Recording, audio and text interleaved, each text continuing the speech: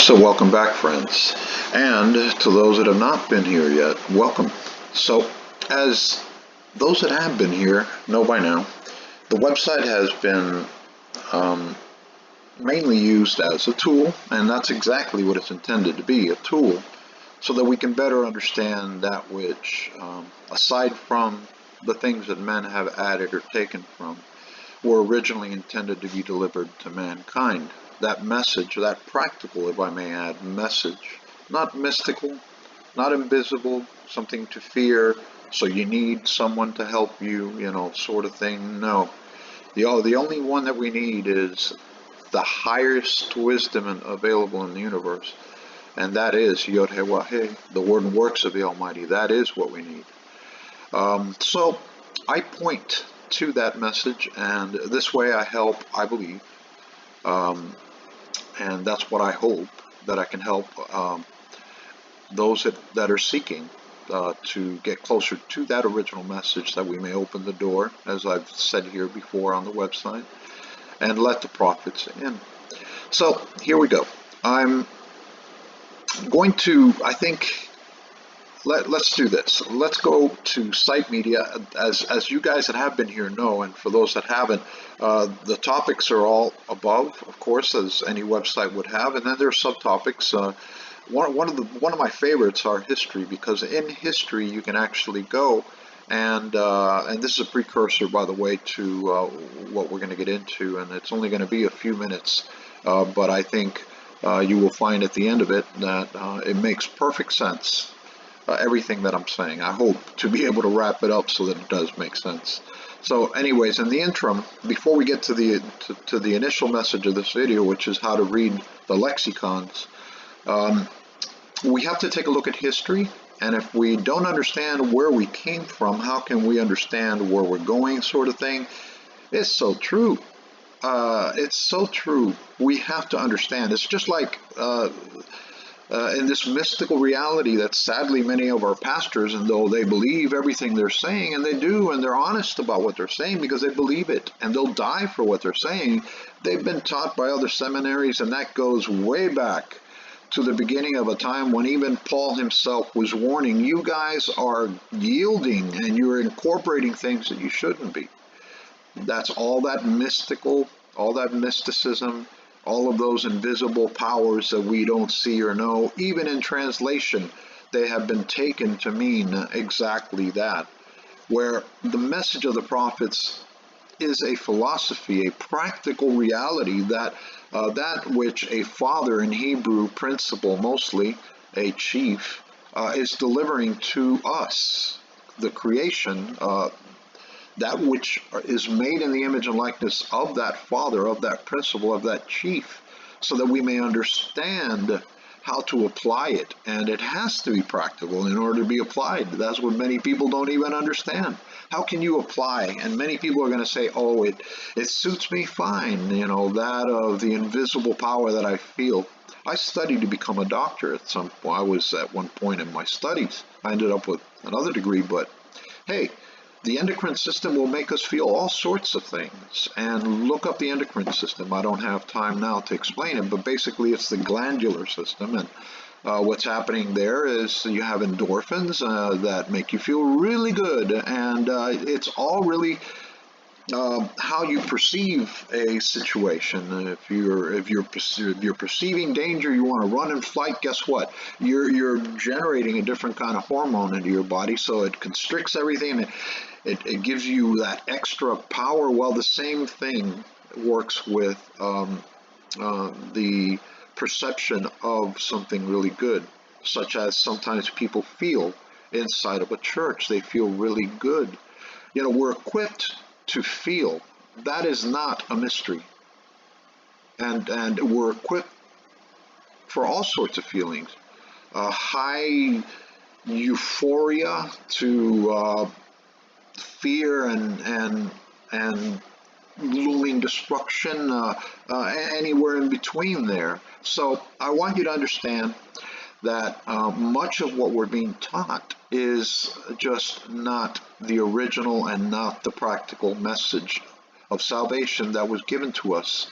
And we learn this when we practice the Hebrew. And sadly, which is going to lead me into the reason for this particular video, which is again learning how to read the lexicon. Sadly, I can't do that in one video. It's impossible. I've been doing this for 12 years now, where I began to delve deeper into that message of salvation. It just seemed to me irrational that certain men were chosen to exorcise people, for example, from evil spirits. And when we read scripture and we see a legion of spirits inside of the man, that Messiah is sort of doing the same thing as what, men are doing, and it makes you wonder why he's doing that. Well, translators have a lot to do with that message of mysticism, again, casting out demons. When you look at these meanings, you begin to understand that it really is not. It's a practical message Messiah was bringing to certain salvation, an individual that had many horrible expressions, and that's what spirit is, an expression of a rational being. So what I think this will bring about for you, as it has for me, and I hope you will see that eventually, that by learning first the history, you're going to be able to identify those things that man has added or taken from that scripture, so that then when we turn to defining those words, what are those words in Hebrew, and you will see how easy it is. The tools are all there for us.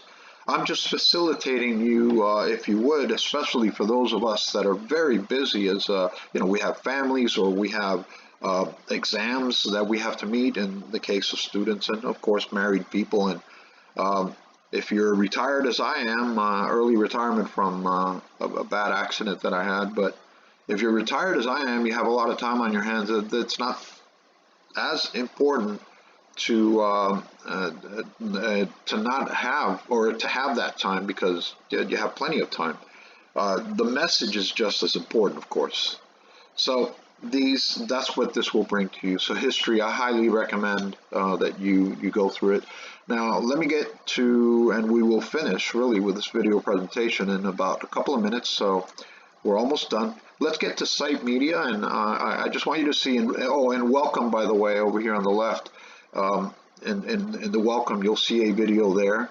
So Site Media has several videos, but the welcome video gives you an overall view of what the culturally relative approach to the Hebrew Messiah means and what it is. I don't have time to get into it now, but not fully anyways. But basically, you want to look at the reality from the point of view of the prophets who are speaking that reality, because they were communicated by the Elohim of Israel, that message of salvation, through which they were trying to communicate to people that kept turning away from it. They kept turning to the nations. They kept allowing things in that they shouldn't be. Does that sound familiar to what Paul was telling those in his 13 epistles, what he was telling those early the churches, so-called congregations, really congregation halls, places of congregation? That's what synagogue means. That's what a church, ecclesia in Latin, originally meant in the Hebrew.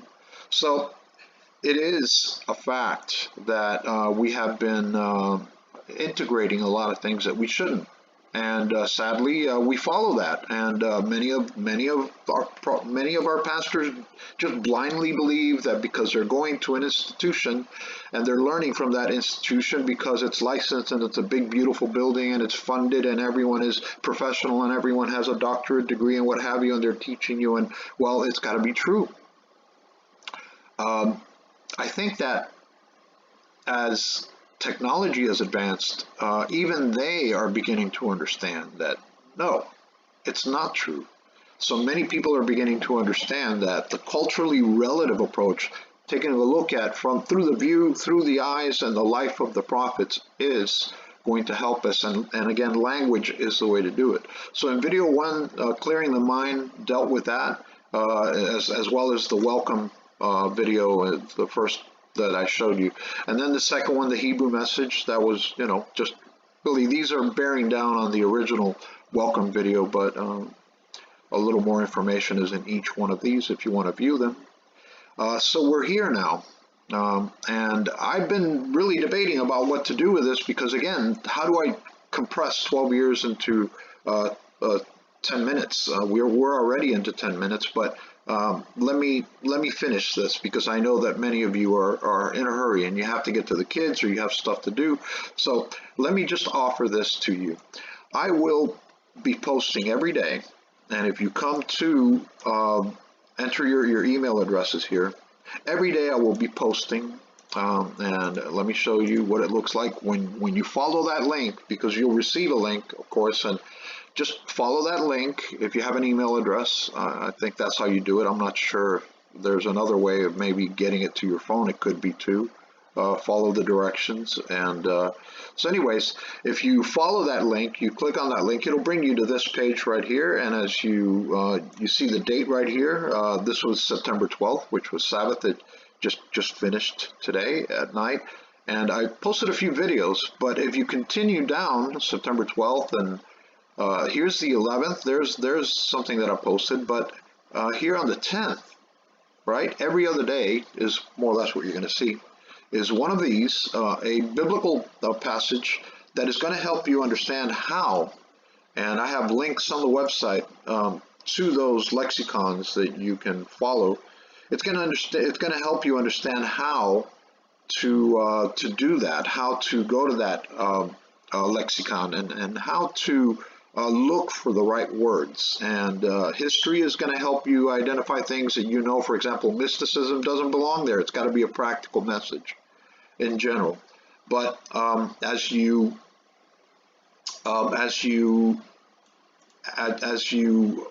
progress, as the posts continue, because I plan on continuing this, well, I may die first, who knows, I mean, it does happen, of course, but you will be able to practice with the things that are already on the website if that does happen. And hopefully one day for us to meet again, or meet for the first time, right, face to face. So anyways, here we are.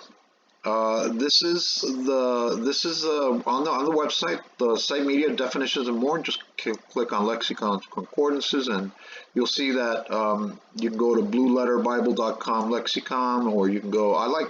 This one is more simple, but just to give you an example, and some of these links and all of the links, actually, I'm not vouching for any of the. Sometimes it is a ministry that gives a really good message. So I will post to it, I'll link to it, and I'll send you to it. And sometimes it's just a historical channel, but doesn't mean that I agree with everything they're saying. But I do agree with what I've read, most of what I read on that particular video. And it's about getting as close as possible as we can to right to these to these truths that in many cases have simply just been obscured by a lot of, well, let's say doctrine that we have allowed to leach into the core tenets of salvation, that message of salvation. So you follow the lexicons here, and you can then save them to your desktop or whatever, so you have easier access. But if not, you can see the definitions under the post. Here in this post, I'll just review the post real quickly, and then I'll bid adieu for now. I will have voiceovers, by the way, on the posts sometimes, but for the most part, here, for example, on Psalms 121, 1 through 2, the psalmist David says, "I look up towards the mountains. Where can I find help?" He asks. "My help comes from the Lord." Is that correct? Well, it turns out that 95% of the times, no. More than 7,000 times, the Lord has been replaced. Yod-Heh-Wah-Heh has been replaced by the Lord. In Canaan, the Lord, and you'll see the definitions down here, could mean Baal, ladies and gentlemen. Why in the world would we want to replace the arch enemy of the Almighty?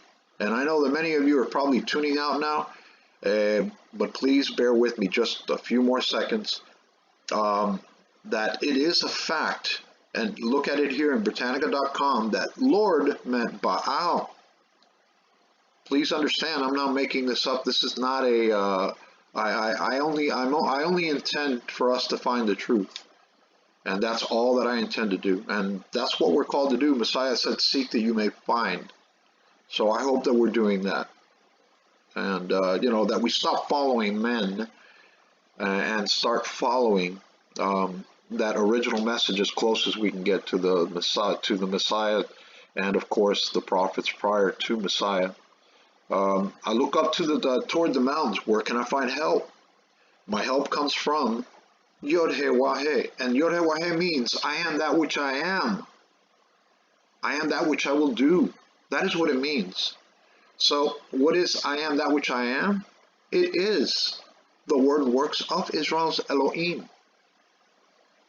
That's what it is. So just like you have a name and people know you by your actions, by your name, it's all connected together. So there we go. So my help comes from the word and works of Israel's Elohim should be what you're putting in your mind.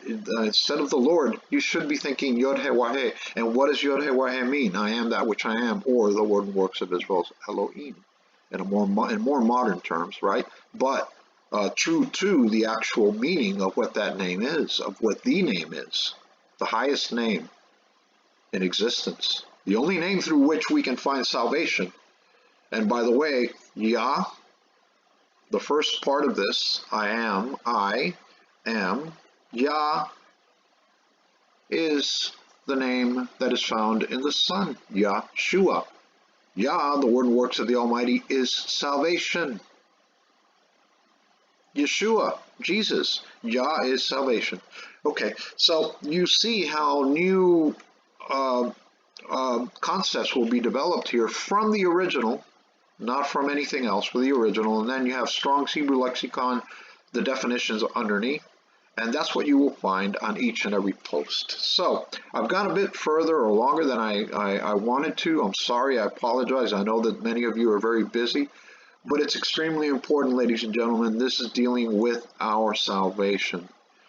My prayer, meditation in Hebrew, for the most part, is that through helping you narrow your studies to the prophets, the original prophets, you will increase your salvation in your lives. And that is ultimately what the Almighty wants for us, that we become wise in choice in life, that we may then benefit eventually from an eternal salvation here on this beautiful planet, what we will call paradise once again, which was lost for a period of time, as we know, we're told in Genesis and throughout Scripture. So my prayer is that Yod He Wah-He bless you and keep you and shine his face upon you. May peace, shalom, always be with you in Yeshua, Jesus. Shalom, friends.